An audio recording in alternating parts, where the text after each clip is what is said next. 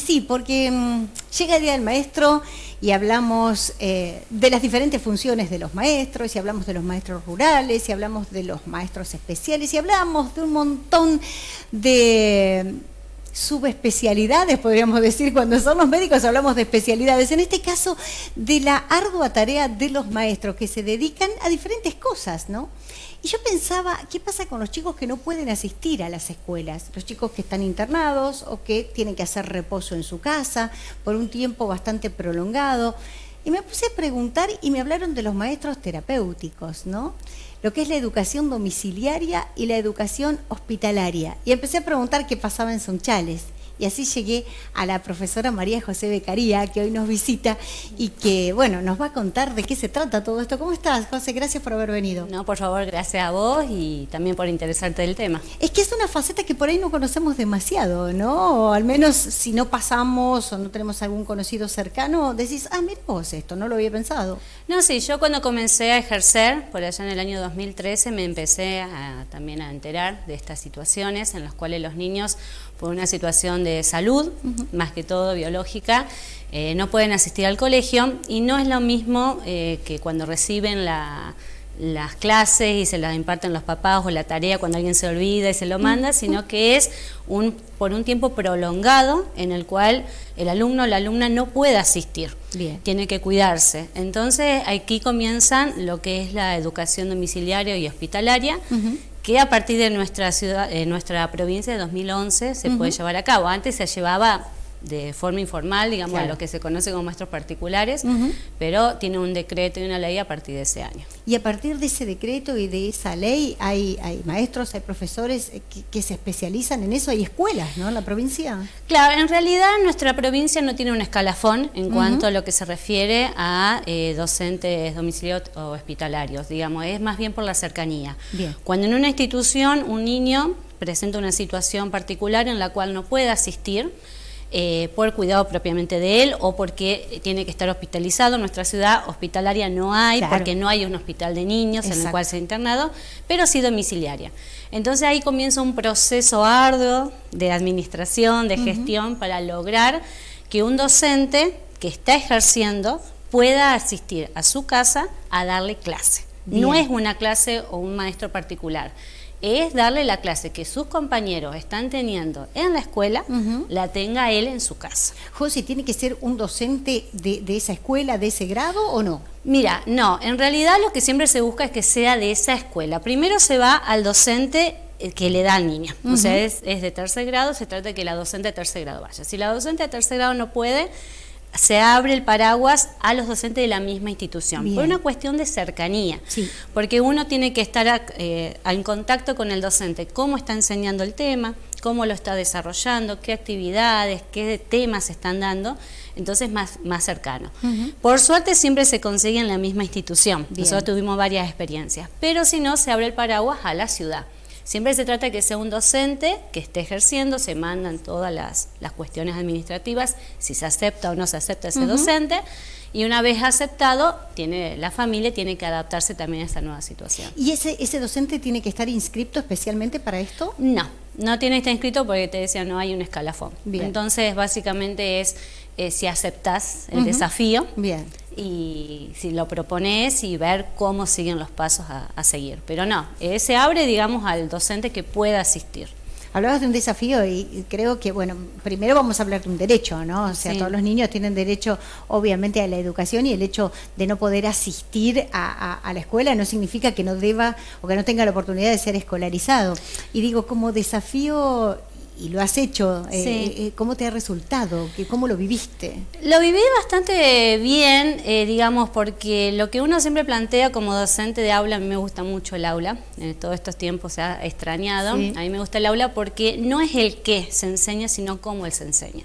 El cómo se enseña está ahí, dentro del aula, la sociabilización de los niños con los demás. Se pierde eso por una cuestión, pero se trata de acercarlo a, claro, lo más posible de lo que están sus compañeros. Que no pierda el vínculo. Que no pierda el vínculo. Entonces, ¿qué se trata? De que el niño se ponga el uniforme, que el docente vaya con el guardapolvo, ¡ay, qué lindo!, cumplir un horario. tener una pizarra, un pizarrón, tratar, digamos, los compañeritos le mandan cartitas en algunos casos, alguna situación particular, la docente se le lleva el cuaderno a la docente, que la docente de clase lo vea. Y fue un desafío bastante interesante porque vos tenés que resumir todas las horas que tenés de lunes a viernes a 6 horas cátedra en una semana, es decir, 6 horas, que la hora cátedra es 40 minutos. Entonces vos tenés que resumir, por así decirlo, todo eso. Fue una experiencia bastante interesante. Todo docente dice que todo docente tiene que estar en primer grado. Bueno, todo docente tendría que probar también este tipo de trabajo. Mirá. Porque son experiencias que uno va viviendo, digamos, no es el grado que uno a veces está dando o no son las experiencias que se tienen. Tiene que haber un vínculo con la familia que tiene que aceptar el desafío, que en el momento que va el docente, eso no es la casa, es el aula. Claro. El niño que está en una situación que quiere estar en la escuela. Entonces, la pasarte de las emociones, la parte de contención también son importantes, que a veces se logra, a veces no. Pero bueno, tiene también una parte de ese sentido. Y también mucha burocracia, digamos, no cualquier niño puede asistir, tener esta atención domiciliaria, no porque un niño esté enfermo pueda acceder a esto. Tiene todo un protocolo, tiene que ver el médico que lo está atendiendo, tiene que ver la supervisora que lo acepte, el ministerio, la docente que quiera. Claro, digamos, está todo, mira, estamos viendo justo imágenes de lo que fue en su momento la resolución y bueno, todo esto, hay una ley, hay una ordenanza que regula absolutamente todo, que dijiste del 2011, ¿no? 2011, y hay toda una parte dentro del ministerio ocupada especialmente a esto, como está el de las licencias médicas, está la parte del ministerio que se dedica a la parte domiciliaria. Bien. Entonces, el directivo que tiene que ejercer, el docente, la escuela que pide, la familia que ayuda, y tiene que estar todo regulado. Pero es una experiencia bastante interesante porque ves la educación desde otro punto de vista. Claro, yo me imagino de todas maneras que no debe ser lo mismo el hecho del domiciliario que del hospitalario y tampoco un chico que a lo mejor, digamos, bueno, por una cirugía o por lo que sea ha tenido que apartarse de la escuela por un mes, 2 meses, que hay chicos que nunca han podido asistir a la escuela, ¿no? Y en este caso es distinto porque toda la información que les llega es a través de esta educación, no hay manera, si no, no hubiesen aprendido nada, ¿no? Veía testimonios de un video que me enviaste, que son justamente de la provincia de Santa Fe, y los padres decían, a ver, si no fuese por esto, él no sabría leer, no sabría escribir, no sabría contar. Sí, hay niños que están internados desde el momento que nacen, entonces el derecho, como decías vos, de la educación, de estar en contacto, por eso también se busca la cercanía, un docente que esté en contacto también con sus docentes, con sus compañeros, para no perder este contacto, que a lo mejor en algún momento puede volver a la escuela y a lo mejor no. Entonces esta relación de la escuela, la familia, todo también es todo un tema, y bueno, el domiciliario también, que el niño quiere volver a la escuela y quiere estar ahí, pero también teniendo esta opción es facilitar también el acceso a la educación, porque no todo padre puede, se ha visto en estos tiempos de pandemia, no todo padre a veces tiene las herramientas necesarias para enfrentarse a este desafío. Estuvo más que expuesto, ¿no? O sea, lo vivimos en carne propia justamente con el tema de la pandemia, así es que creo que a partir de ahí nos damos cuenta la necesidad de esto. Sí, además que es como siempre decimos, el contenido lo podés aprender en cualquier parte, pero en la escuela y en el aula es donde se logra el verdadero aprendizaje.